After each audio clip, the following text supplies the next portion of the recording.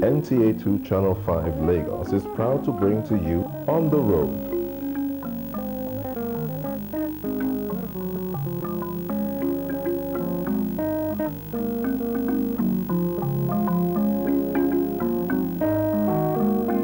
My recent trip to Conakry was a time to rediscover myself, a time to make new friends, a time to renew old friendships.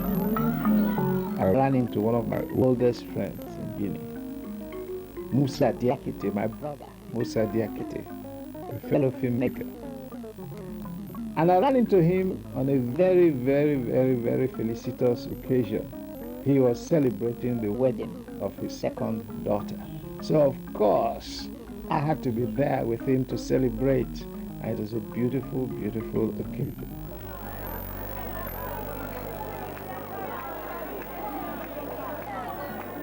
By the time I got there, my friend's house was overflowing with guests who were obviously determined to enjoy every aspect of the lavish wedding ceremony.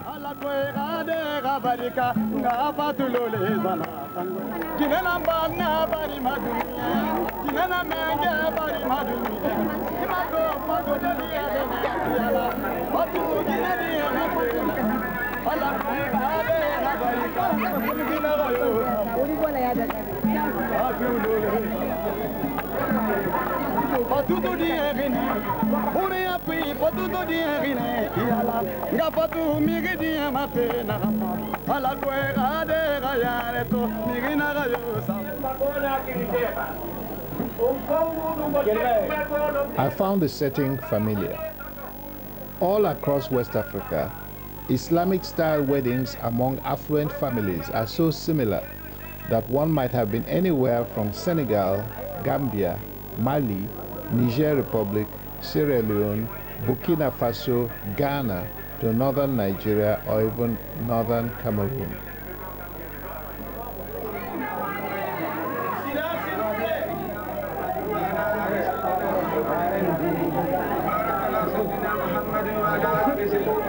I sympathized with the young married couple after a while. They were forced to look serious as they remained trapped in the afternoon heat, while many different preachers and well-wishers took turns praying for their future happiness and well-being. As the afternoon wore on, family members rewarded the efforts of the officiating preachers from time to time.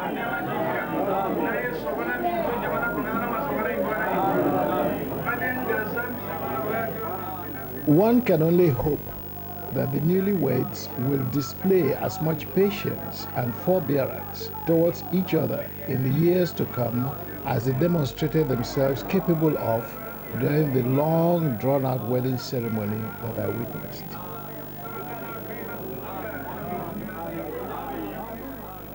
Beneath everyone's polite demeanor, however, most people seemed secretly impatient for the more serious aspects of the wedding ceremony to be over and done with.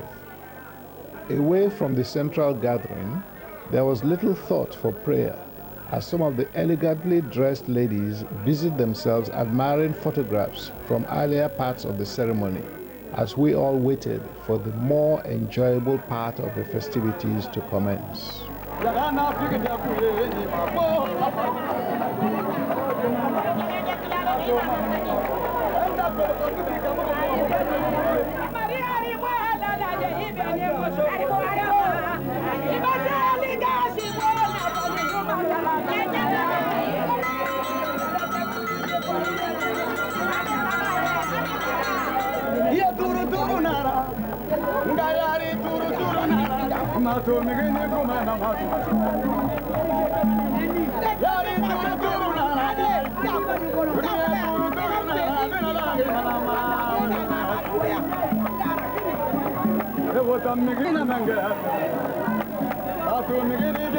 Guinea is a mostly Muslim country, so the ceremony was Islamic, and I was there watching when prayers were said for the newlywed couple.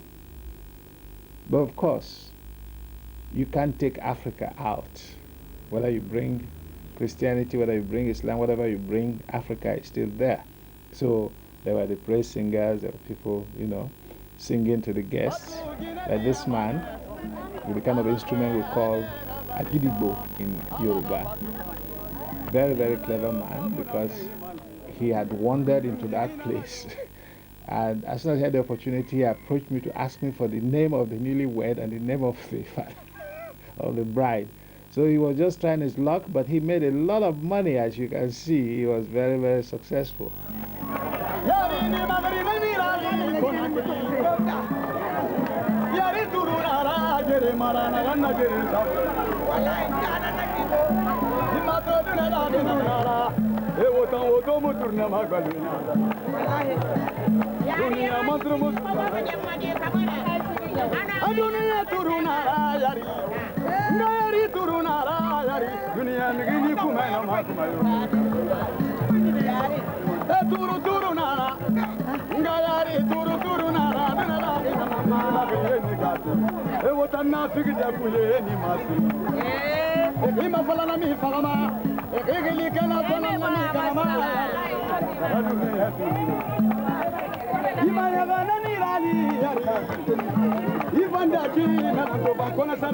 And then the music started for the general merriment and dancing.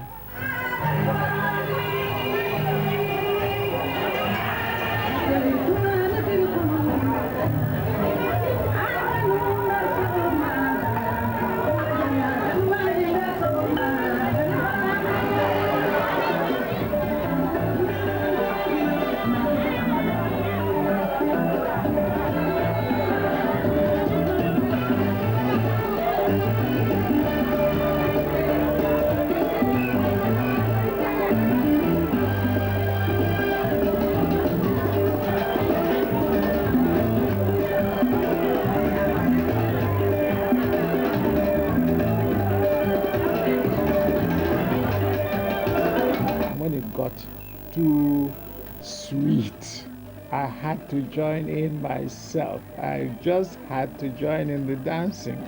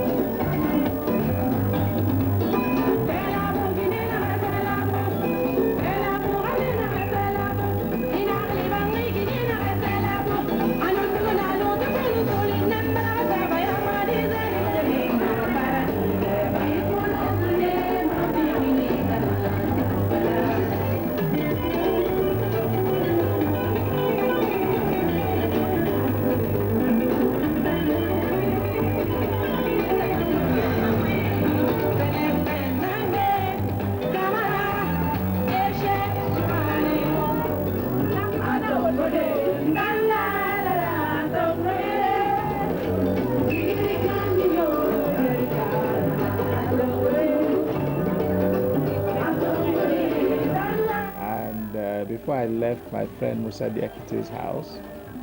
I had a good time with his youngest daughter, whom I'm sure will soon be getting married herself in another 15 or 20 years. I hope I will still be alive to come and celebrate with them.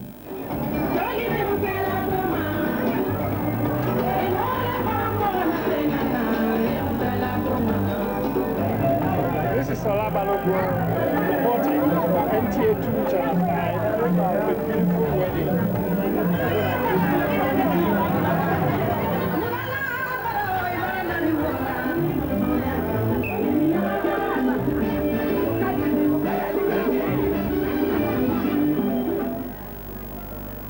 I left Conakry with a heavy heart. As I traveled by road through vastly expanded new suburbs that led out of Conakry, my head was filled with the images and sounds of all the moments I had enjoyed in Conakry. The unfolding landscapes and routes seemed to be blended into my recent memories of Guinea.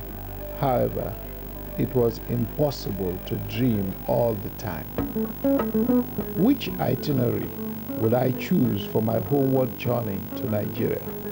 Looking at a map of the West African sub-region, it is obvious that the quickest route between Conakry and Lagos would be to travel from Guinea into the north of Ivory Coast down to Abidjan, and from there along the Atlantic coast through Accra in Ghana to Lomé in Togo, on to Cotonou in Benin Republic, and finally to Lagos. Unfortunately, recent events in Ivory Coast made it perilous to attempt to travel through Ivory Coast by road at this point in time. I was therefore forced to opt for a more circuitous route that would take me through Mali and Burkina Faso to the north before swinging back to the coast through the northern part of Benin Republic. However, although I could not physically travel to Ivory Coast on this occasion, I was haunted by nostalgia for Abidjan, a city I have grown to love so much over the years. In my mind, I returned once more to Abidjan, remembering the beautiful skyline that I never failed to spend hours admiring and filming from the window of my high-rise hotel room.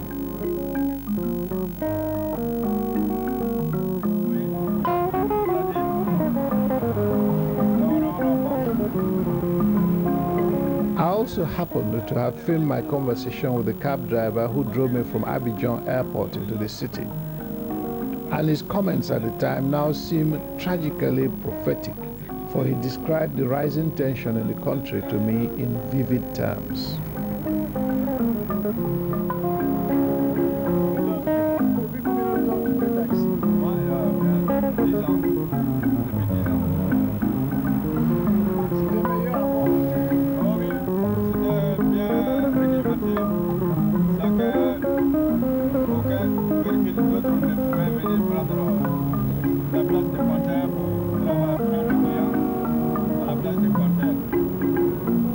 Given the chain of tragic events that have since shattered the peace in Ivory Coast, my visit to Abidjan as recently as the year 2001 now seemed a whole lifetime away.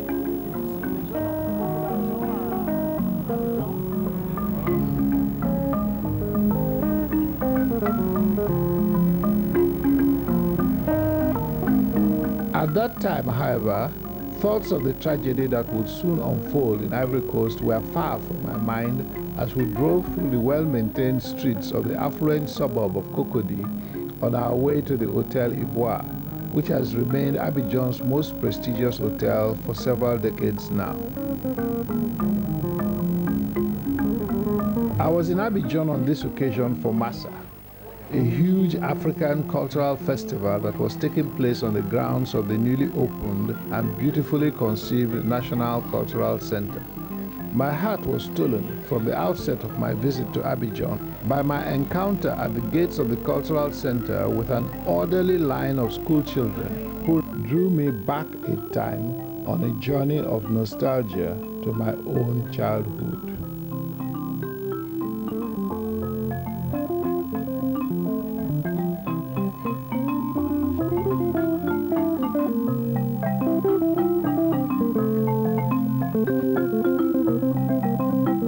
just within the grounds of the cultural center itself, I melted further as I watched a particularly graceful young boy and his slightly older sister posing for photographs, dressed up in the regalia of traditional rulers from Ivory Coast's Baole ethnic group, who are closely related to the Ashanti across the border in Ghana.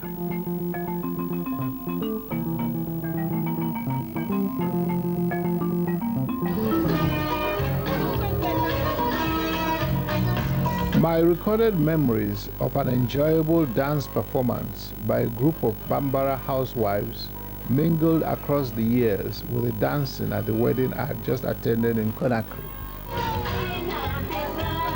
Ironically, however, beneath the beauty and elegance that I was witnessing at the time lay the germs of future tragedy.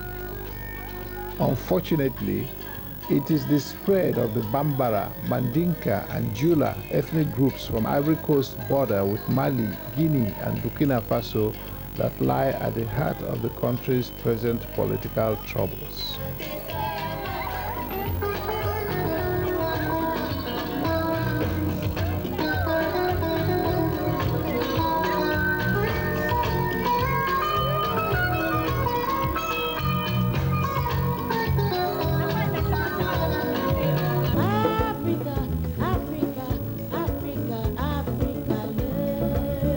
Returning in memory to Abidjan, I traveled back in time to the most memorable aspect of my visit to Ivory Coast in 2001, my encounter with a remarkable cultural group from Tanzania who had come to perform at the Massa Festival.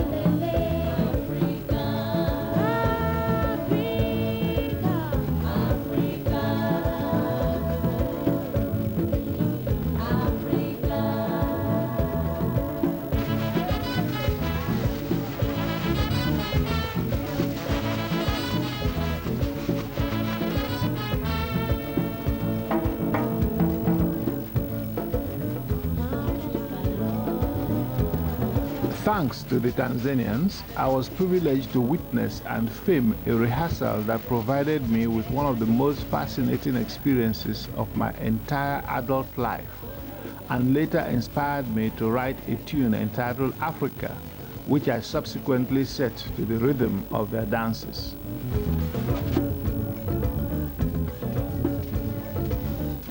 How can one describe the boundless creativity that is inherent in African culture? The Tanzanians described their musical instruments to me in Swahili, explaining how they had blended the rhythms of the thumb piano known as mbira with the guitar-like sounds of their unique sounding harps.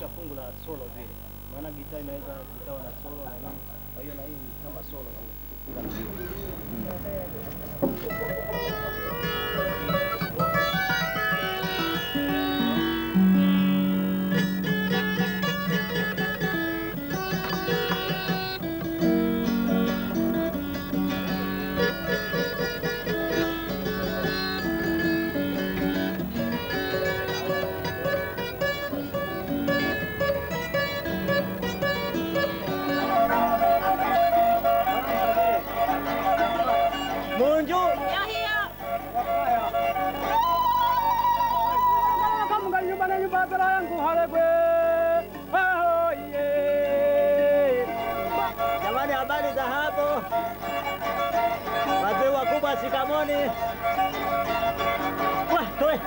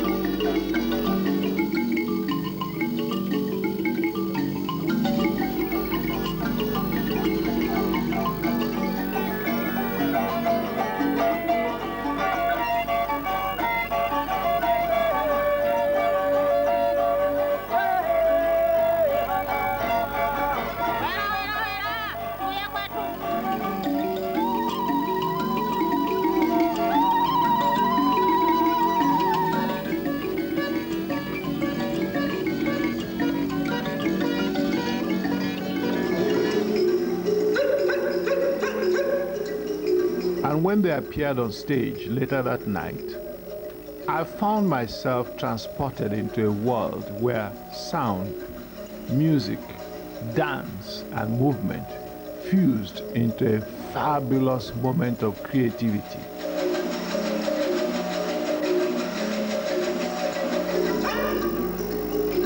A wonderful experience that still moves me to tears of joy each time I remember this beautiful encounter.